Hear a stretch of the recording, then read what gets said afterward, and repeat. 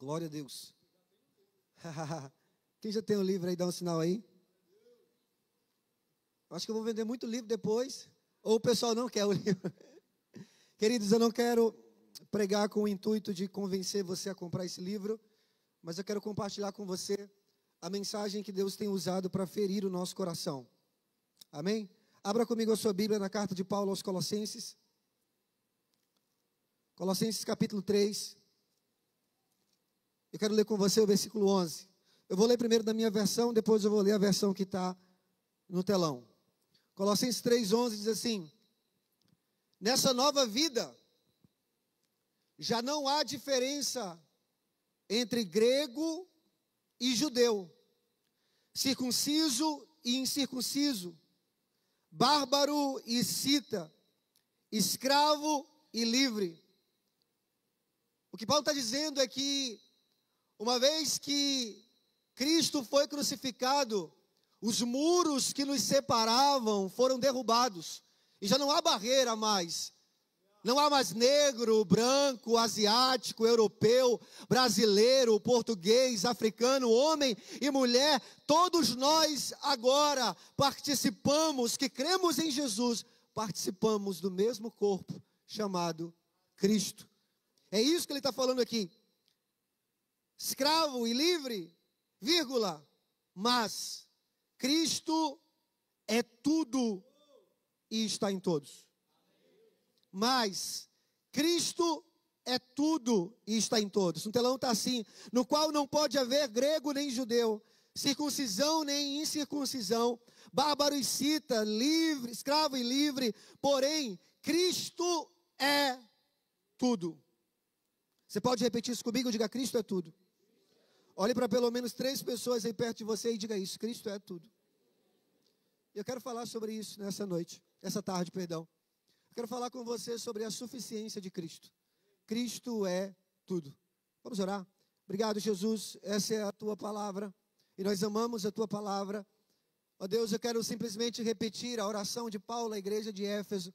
Que os olhos do nosso coração sejam iluminados, que os olhos do nosso coração sejam abertos e Cristo seja visto, desejado e amado nesse lugar, mais uma vez e um pouco mais. Fala conosco, Senhor, é o que nós te pedimos em nome de Jesus.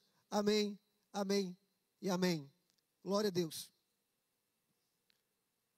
Colossenses é uma carta escrita pelo apóstolo Paulo, mas a igreja não foi plantada por ele. Vocês estão me ouvindo bem? Eu estou ouvindo um negócio que está voltando para cá. Será que meu retorno está muito alto? Está desligado? Me ajuda alguém aí, por favor. O que eu estava falando?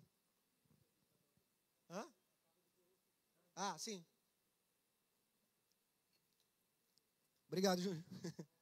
Oi? Jesus. Acho que agora deu. Paulo escreve essa carta, mas ele não planta essa igreja. Paulo um dia está pregando na cidade de Éfeso e um homem é ferido pelo evangelho, Epáfras. Epáfras se torna um seguidor do apóstolo Paulo e Epáfras não morava em Éfeso, mas morava em Colossos. E não somente em Colossos, mas naquela região, Epáfras começa a pregar o evangelho que mudou a sua vida e ele se torna um plantador de igrejas. Em Colosso nasce uma igreja que é pastoreada, discipulada e treinada por esse homem. Só que, como uma igreja muito nova, está vindo muita gente, gregos, helenistas, judeus, gentios, agora fazem parte desse corpo, dessa nova igreja que está nascendo, um líder vibrante, apaixonado pelo evangelho que Paulo havia pregado e havia ferido o seu coração. Mas no meio desse processo, falsos mestres, falsos pregadores, falsos evangelistas, eles se intrometem no meio dessa igreja e começam a pregar uma outra mensagem, diferente do evangelho que Paulo pregava e Epáfras também. Epáfras um dia vai até Roma, bem provável, Paulo está preso na cidade de Roma, e Epáfras começa a compartilhar com Paulo sobre a realidade daquela igreja, o caos que havia se instalado ali. Há um problema real, há uma heresia, há falsos ensinos, falsas doutrinas sendo pregadas ali, não por ele, mas por outros evangelistas, por outros mestres. E ele começa a relatar isso ao apóstolo Paulo.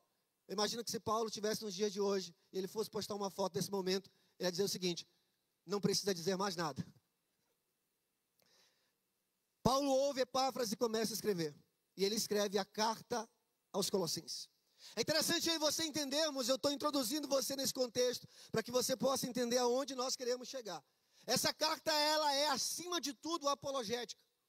Paulo vai defender o evangelho que ele pregou e que feriu o coração daquele homem chamado Epáfras. Paulo vai defender a divindade de Cristo e também a sua humanidade. Em meados do 1º século, Paulo envia essa carta com o objetivo de responder a todo o falso ensino que agora havia se propagado naquela igreja.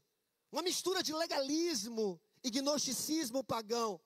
Paulo escreve agora um tratado para defender essa fé, para defender o evangelho, para defender a humanidade e a divindade de Cristo. E é interessante aí você percebermos, porque essa heresia, esse problema é tão grave, que pelo menos 8 livros do Novo Testamento, eles são escritos para responder essa heresia, para responder esse falso ensino. E um dos problemas, talvez o maior, era que aqueles falsos mestres estavam ensinando que a salvação não era pela graça mediante a fé. A salvação não era através de Cristo Jesus. Eles estavam ensinando que para o homem ser salvo, ele precisava descobrir, acessar, conquistar um segredo, um mistério, algo que estava oculto, algo que não havia sido ainda revelado. E segundo esses falsos mestres, somente algumas pessoas poderiam acessar esse tipo de revelação. Eles estão dizendo que para ser salvo, você precisa descobrir um segredo, algo que estava oculto, algo que não havia sido ainda revelado. Está comigo aqui? E já no 1º capítulo, Paulo vai responder essas indagações. Paulo vai dizer no versículos 26 e 27, o mistério que estava oculto pelos séculos e pelas gerações passadas, o Pai nos revelou, e esse mistério é Cristo em vós, a esperança da glória. Alguém que foi afetado por esse mistério, alguém que foi ferido por esse mistério, alguém que foi transformado por esse mistério, por favor, faz alguma coisa aí no seu lugar, pelo amor de Deus. Paulo vai dizer, irmãos, que a verdade secreta, a verdade que até então não havia sido revelada, não era o falso evangelho dos falsos mestres, mas era Cristo. O segredo de Deus é uma pessoa, o segredo de Deus revelado pelo Espírito é Cristo, é o próprio Cristo. Um segredo santo, oculto no passado, mas revelado agora, no presente, pelo Espírito Santo. Pastor, por que pregar uma carta tão antiga? De um problema que era deles. Irmãos, você não precisa ser profeta para você conseguir perceber a realidade da igreja brasileira hoje. Segundo as estatísticas, nós estamos atingindo margens alarmantes do número de cristãos no Brasil. Nunca tivemos tantos cristãos no Brasil. Mas nunca tivemos um Brasil tão corrupto. Nunca tivemos uma igreja tão fraca, tão mal nutrida. Uma igreja aonde perdemos a essência de Deus, de Cristo, da palavra e do evangelho. Irmãos,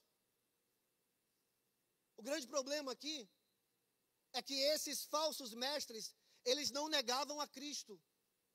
Eles simplesmente acrescentaram alguma coisa ao evangelho. Você está percebendo isso aqui? Era uma espécie de cristianismo aperfeiçoado. Eles não negam Jesus, eles apenas acrescentam alguma coisa a Jesus. Não é mais apenas Jesus, somente Jesus. É Jesus e mais alguma coisa. Se você for parar para conversar com cada cristão dentro de uma igreja, você vai perceber que a procura não é mais apenas por Jesus, é Cristo e mais alguma coisa, é Cristo e um milagre, é Cristo e uma bênção, é Cristo e aquilo que Ele pode fazer, mas o Evangelho, ele é único, e a mensagem do Evangelho é Cristo e nada mais. Essa é a mensagem. Irmãos, o problema é que eles não estavam negando a Cristo, mas eles não estavam dando a preeminência e nem atribuindo a Cristo a suficiência que Ele tem. Irmãos, é por isso que essa carta ela é tão atual.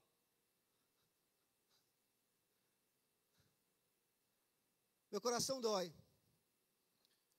porque Deus me permitiu ir a diversas igrejas, das mais diversas denominações, e sentar num banco de uma igreja, e ver pregadores falarem sobre tudo, menos sobre Cristo.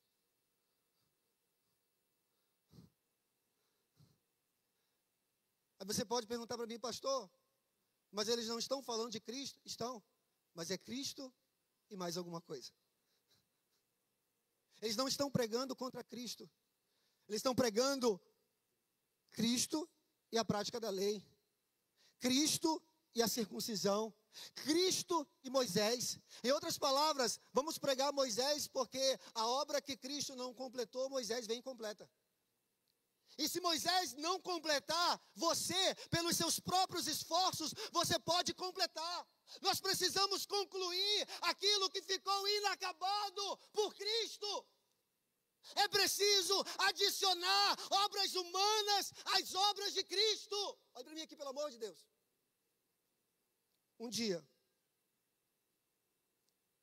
há mais de 2.000 anos atrás, um judeu de 33 anos foi esmagado em uma cruz. E ele disse, está consumado. Olhe para mim aqui. Quando Jesus, segura para ser melhor. Segura, quando ele diz está consumado, ele está dizendo está feito, está acabado, é perfeito e nada, absolutamente nada, precisa ser acrescentado. Pastor, o que é que eu tenho que fazer? Irmãos, a única coisa que o ser humano precisa fazer é com assombrada gratidão receber de graça aquilo que Jesus fez.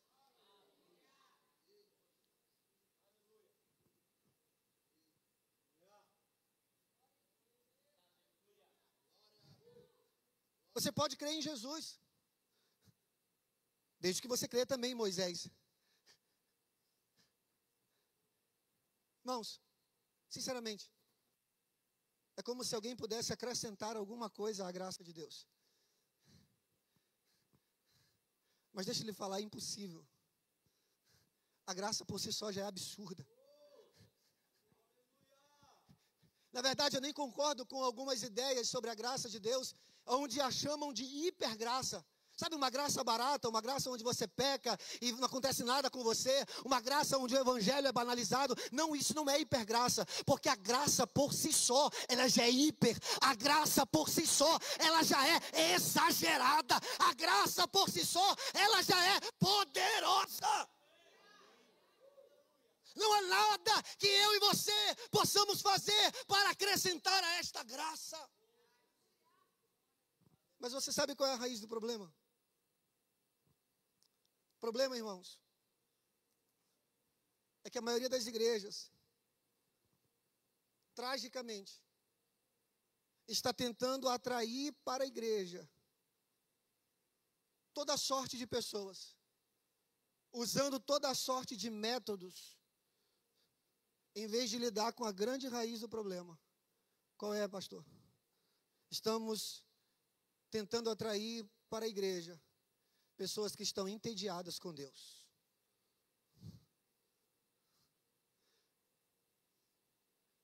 Essa é a verdade mais incômoda que você vai ouvir hoje. O que, pastor? Muitas vezes, nós estamos tentando trazer para dentro do pequeno grupo, para dentro da igreja, para o discipulado, pessoas que estão procurando muitas coisas além de Deus. Pessoas que estão em busca de muitas coisas além de Deus. Temos projetos, atividades, fazemos muitas coisas e nós estamos tentando entreter pessoas que estão entediadas com a pessoa mais bela do cosmos. Nós queremos fazer permanecer dentro da igreja pessoas que não veem beleza em Jesus. Nós fazemos de tudo para que as pessoas se interessem nos benefícios de Jesus, mas não em Jesus. Sabe por quê? O problema é esse: elas não veem beleza em Jesus.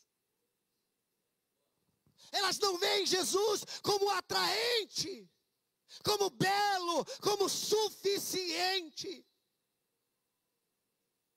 Irmãos, a bem da verdade é que se nós avaliarmos o nosso cristianismo, nós gostamos mais do que Deus pode fazer por nós do que dele mesmo. Tanto é que quando ele não começa a fazer aquilo que nós queremos, nós largamos ele, nós vamos em busca de um outro Deus. Lembra de João capítulo 6? Bom, João capítulo 6 é o melhor culto que alguém poderia visitar um dia. Por quê, pastor? Capítulo 6 de João começa com Jesus pregando para uma multidão de 15 mil pessoas e multiplicando pães e peixes. Irmãos, que pense num culto desse. Que culto. 15 mil pessoas alimentadas por Jesus. 12 cestos cheios estão sobrando. Meu irmão, é milagre no rodo, no balde. Está comigo aqui? Pensa num culto como esse, irmãos. O culto não termina. Começa num monte, vai terminar no meio do mar. E sabe como é que o pregador chega? Andando sobre as águas. Irmãos, é o culto mais pentecostal que você vai ver na sua vida.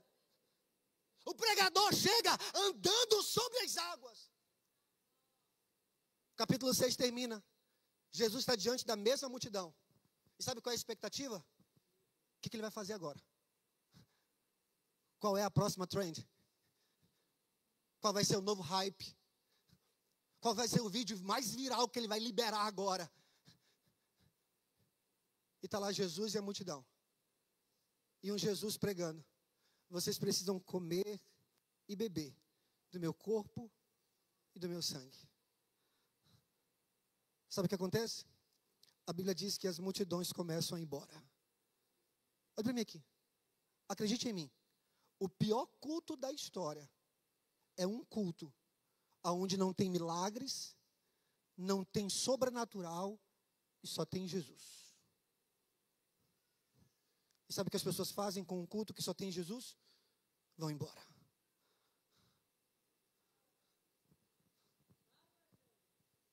Está falando, segura. No final dá certo. E sabe o que mais me chama a atenção? É que Jesus não impede ninguém de ir embora. Irmãos, você conhece já o pastor de vocês? Ele nunca falaria isso aqui. Então eu vou terceirizar o problema dele. Irmãos, as pessoas começam a ir embora. Sabe o que Jesus faz?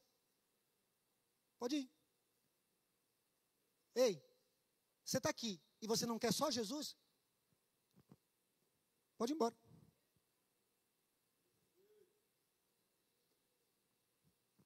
Não, pode ir embora. Ah, mas eu sou discípulo de Jesus. Pode ir embora também. Até os discípulos começam a ir embora. Irmãos, sabe por quê? Porque Jesus prefere ver você abandoná-lo do que ver você ficar simplesmente por aquilo que ele pode fazer e não por quem ele é.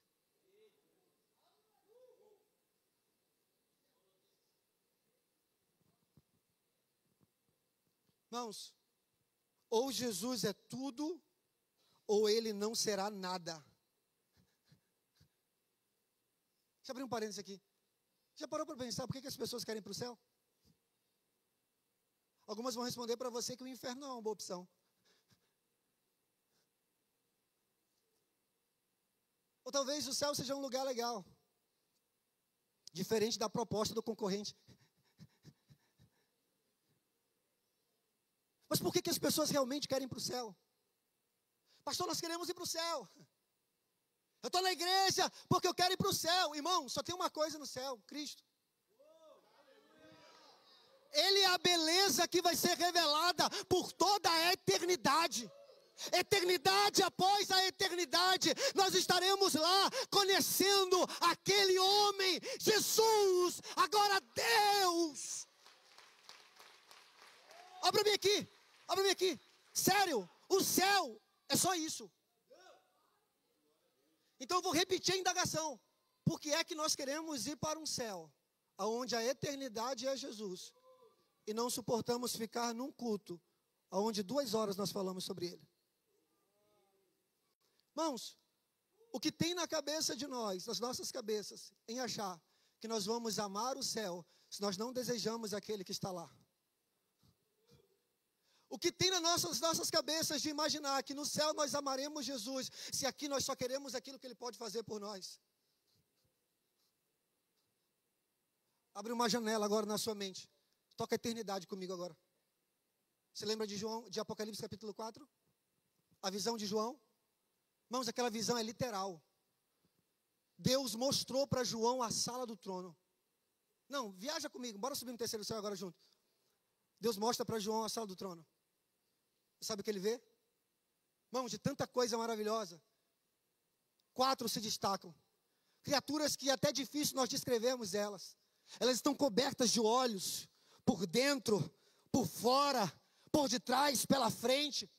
Essas criaturas são tão interessantes, porque elas só fazem uma coisa. Elas clamam: Santo, Santo, Santo. Vamos, olha para mim aqui. Não, se é para a gente viajar, bora viajar com força. Olha para mim aqui. Essas criaturas estão cobertas de olhos, por dentro e por fora, por todos os lados. Você consegue imaginar o que essas criaturas viram quando um dia Deus despertou elas e os olhos delas se abriram? Você consegue imaginar? Porque é exatamente isso que elas estão fazendo desde esse dia. Quando os olhos delas se abriram, elas olharam para a epítome da beleza. Elas viram as glórias, as excelências de Jesus. Elas viram a grandeza de Deus, caráter, bondade, santidade, poder, majestade e glória. Olha para mim aqui. Elas viram e respiraram, tomando ar, porque elas só conseguiam repetir uma coisa: Santo, Santo, Santo. E enquanto elas ainda recuperam fôlego, parece que essas asas, elas se movem, irmão, e mais uma parte, um vislumbre, um detalhe, uma faceta dessa grandeza é revelada, e ainda sem recuperar o fôlego, elas continuam dizendo: Santo, Santo. Irmãos, eu não sei quando começou, e eu não sei quando é que vai parar. De Jesus para Isaías tem 700 anos. De Jesus para João tem 100. Tem 800 anos que essas criaturas estão na sala do trono, olhando para Deus e dizendo: Santo, Santo. Alguém para me ajudar aqui, pelo amor de Deus? Santo, Santo, Santo, Santo. Irmãos, olha para mim aqui. Ninguém vai me convencer que essas criaturas estão apenas repetindo uma canção. Ninguém vai me convencer que essas criaturas estão apenas cantando uma canção decorada. Aquele que é perfeito em beleza, a perfeição em beleza, em glória e em poder, revela as suas excelências. E só há uma coisa que elas podem fazer: dizer que Ele é santo, santo, santo. Sinceramente, um dia isso me feriu. Eu lembro que eu estava no carro com os meus filhos, e eu olhei para eles e falei assim: vocês sabiam que meus filhos têm 6 e o outro tem 3. Vocês sabiam que os serafins, os 24 anciãos, os 4 seres viventes, eles não repetem santo 3 vezes?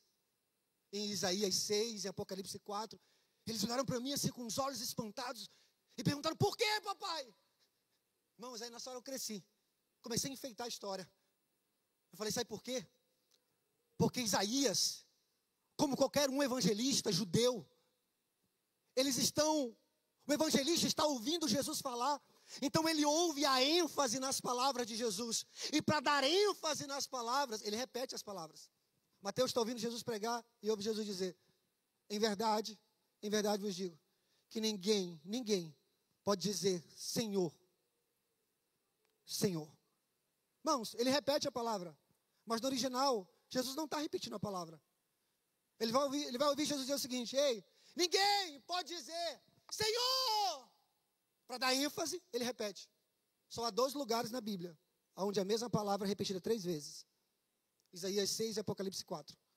É o mais alto grau de ênfase.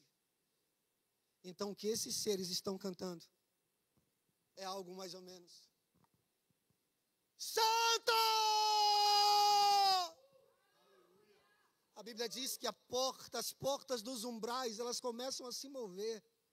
Irmãos, há tanta beleza sendo revelada, há tanta grandeza sendo exposta, que esses seres, eles estão vibrando, eles estão gritando, eles estão respondendo. Há uma única palavra para definir isso aqui: é fascinação. Eles contemplam e eles estão fascinados, encantados, deslumbrados, eles estão estonteantes diante de tanta beleza.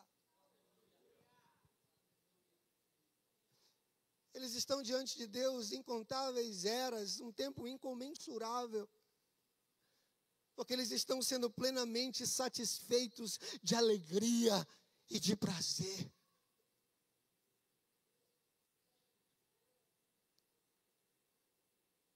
Alguma vez você já encontrou prazer em Deus?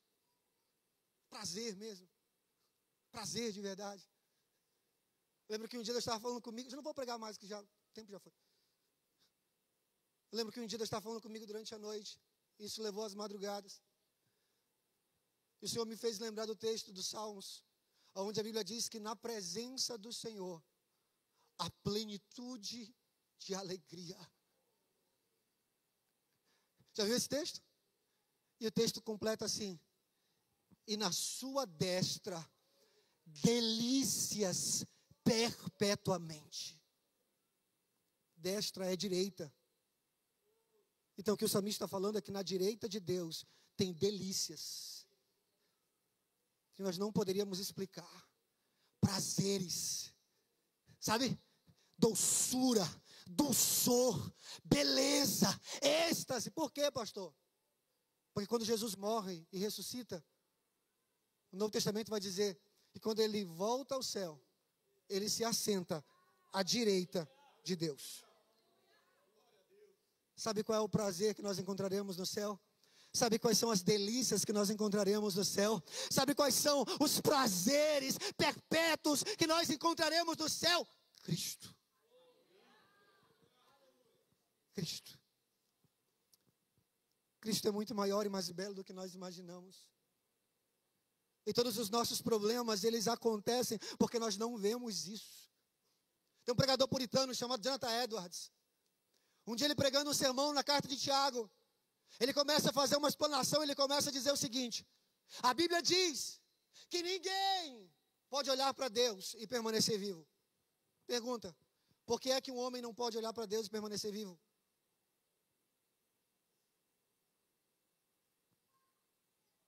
Por quê? Por quê? Mais de 20 anos na igreja, eu cresci na igreja ouvindo isso aqui. Ele é santo. E qualquer pecador que olhar para a sua santidade seria fulminado por fogo santo e consumidor. Isso não deixa de ser verdade. Só que Jonathan Edwards vai dizer o seguinte: nós não podemos olhar para Deus e permanecer vivos, porque um homem nunca viu tanta beleza. E o dia em que ele olhar para tanta beleza, glória, poder que há em Deus, ele não aguentaria tanto prazer. Irmãos, o convite do Evangelho é para nós experimentarmos esse prazer. É por isso que Paulo escreve essa carta, irmãos. Paulo está tentando reconduzir esses irmãos a Jesus novamente como o centro das suas vidas. Colossenses é a epístola mais profunda escrita pelo apóstolo Paulo.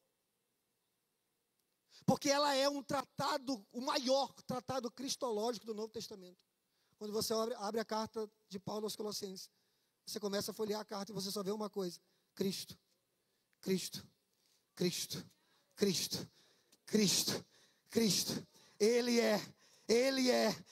é a imagem do Deus invisível, o primogênito sobre toda a criação, pois nele foram criadas todas as coisas, nos céus e na terra, as visíveis e as invisíveis, sejam tronos ou soberanias, poderes ou autoridades, todas as coisas foram criadas por ele e para ele. Ele é antes de todas as coisas e nele tudo subsiste. Colossenses trata de um único tema. Qual, pastor? Cristo é tudo. Tudo.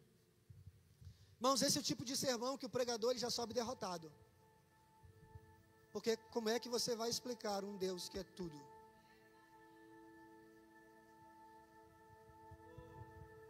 Tudo. Sabe o que é incrível? Quando Paulo vai combater essa heresia que estão pregando na igreja de Colosso, a apologética de Paulo é bem simples. Ao invés de simplesmente pregar contra a heresia, Paulo prega sobre a supremacia de Cristo. Paulo prega sobre a suficiência de Cristo. Paulo prega sobre as excelências, a preeminência e a supremacia de Cristo. Por quê, pastor? Porque Cristo é tudo. Tudo. Um dia, o grande pregador Charles Haddon Spurgeon, o príncipe dos pregadores, pregando na carta aos Colossenses, chegou no versículo 11. E quando chegou no versículo 11, ele ficou em crise. Coloca no telão para mim, por favor. Olha o que Spurgeon dizia: Cristo é tudo. As 3 palavras. Esse pequeno texto é um dos maiores de toda a Bíblia. Eu me sinto perdido em sua extensão ilimitada. É como uma daquelas joias raras que são pequenas de se ver, mas quem as carrega, carrega o preço de impérios em suas mãos. Se eu tentasse lhe contar todo o significado desse texto sem limites, eu precisaria de todo tempo e eternidade. E mesmo assim, todas as línguas humanas e angelicais não poderiam me ajudar a abranger o todo. Por quê, pastor? Porque Cristo é tudo. E essa é a essência da vida cristã. Essa é a substância do cristianismo. Como assim, pastor? É simples. Quando Deus, Ele nos deu Cristo, Ele nos deu tudo. É por isso que o apóstolo Paulo está dizendo: você não precisa acrescentar nada ao Evangelho, porque não tem nada superior, nem supremo, nem maior que o Evangelho. Por quê? Porque Cristo é o Evangelho. E quando Deus nos deu Cristo, Ele nos deu tudo. Vamos, olhe para mim aqui sinceramente. Alguém que tem Cristo e mais alguma coisa, não tem mais do que alguém que tem apenas Cristo. Por quê, pastor? Porque Cristo é tudo. Então, irmãos, ganhar Cristo é ganhar tudo. Perder Cristo é perder tudo. Irmãos, eu sei que é difícil de entender, mas acredite em mim, é real. Às vezes eu vejo algumas pessoas dizendo: pastor, tenho nada, só tenho Cristo. Sinceramente, eu só tenho Cristo não é um brado de lamento. Eu só tenho Cristo é um brado de triunfo. Por quê, pastor? Porque Cristo é tudo. Fica de pé, vou falar isso aqui. Não falei isso aqui de manhã. O pessoal fica com raiva lá em Chapadinho, o pessoal fica com raiva de mim. Porque eu não falo em um culto, eu falo no outro. Para mim aqui. Lembra da revelação de Deus para Moisés? Em Êxodo capítulo 3? Qual é o teu nome? Eu sou o que sou. Ponto final. Irmãos, essa expressão não é apenas a revelação do nome de Deus. Essa expressão é a revelação do caráter de Deus. Eu sou. Irmãos, é uma expressão verbal que conjuga ao mesmo tempo passado, presente e futuro. O que Deus está revelando para Moisés é algo mais ou menos: Moisés, quer saber quem eu sou? Eu absolutamente sou.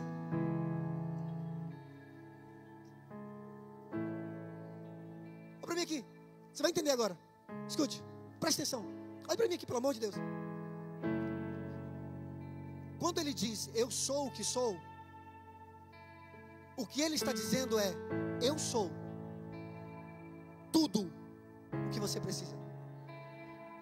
Não, irmão, coloca qualquer superlativo, qualquer hipérbole, qualquer coisa que você possa imaginar nessa terra e no porvir. Ei, ele é. Eu não sei se você lembra, mas Jesus vai repetir isso no Evangelho de João pelo menos 7 vezes. Eu sou. Eu sou. Eu sou. Eu sou o bom pastor. Eu sou a porta. Eu sou o caminho. Eu sou a verdade. Eu sou a ressurreição. Eu sou a vida. Eu sou. Pastor, o que é que isso significa? Se você tiver fome, Jesus é o pão. Se você tiver sede, Ele é a água. Se você estiver perdido, Ele é o caminho. Se a sua vida for uma mentira, Ele é a verdade. Se você precisa de uma nova vida, Ele é a ressurreição e a vida. Irmãos, escute, vou facilitar mais um trabalho difícil do pastor Elcio. Olha para mim. Você, eu, não poderíamos ser chamados de cristãos até que Cristo seja tudo.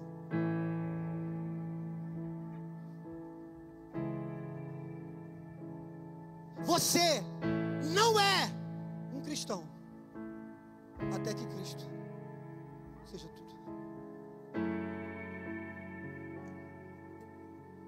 Irmãos, aquele que fez de Jesus o seu tudo, vai encontrar tudo em Jesus. Você pode adorar Jesus juntamente comigo?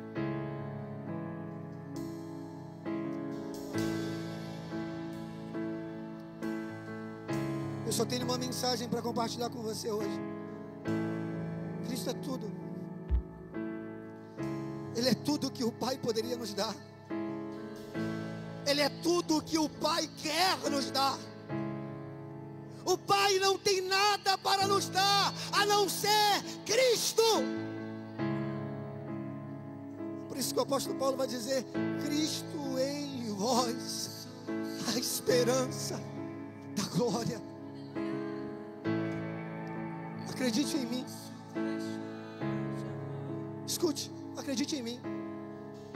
Alguém que já encontrou Cristo sabe que Ele é suficiente. Mas alguém que ainda não encontrou Cristo, escute, acredite em mim, nada será suficiente para você. Porque apenas Cristo é tudo. O homem foi criado com desejos infinitos. E somente um Deus infinito pode satisfazer o homem. Vamos adorar Jesus.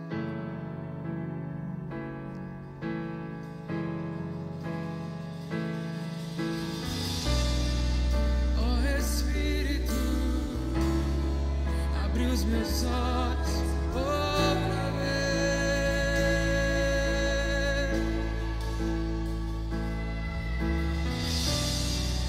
Quero ver a beleza de Deus.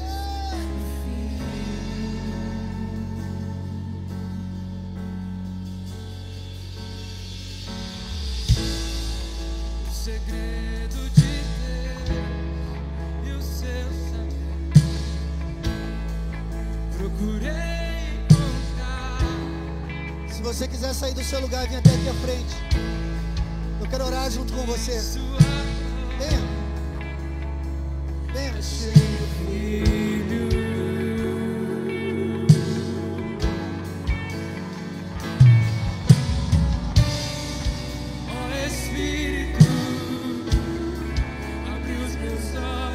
Cristo é tudo. Cristo é tudo.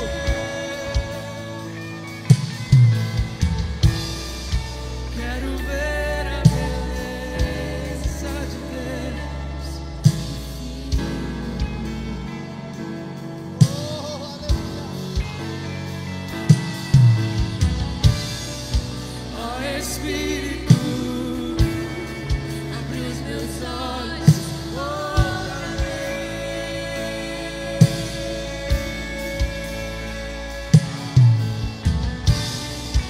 Quero ver a beleza de Deus.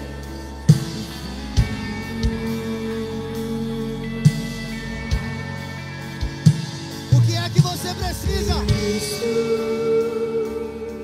Você já tem a resposta. Cristo é tudo. Cristo é tudo.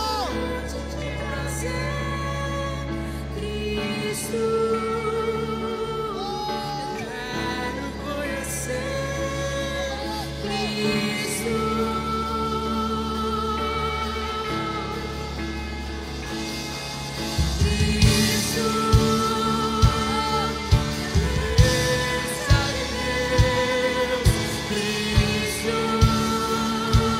Encontre Ele agora. Encontre Ele agora. Você pode encontrá-lo agora.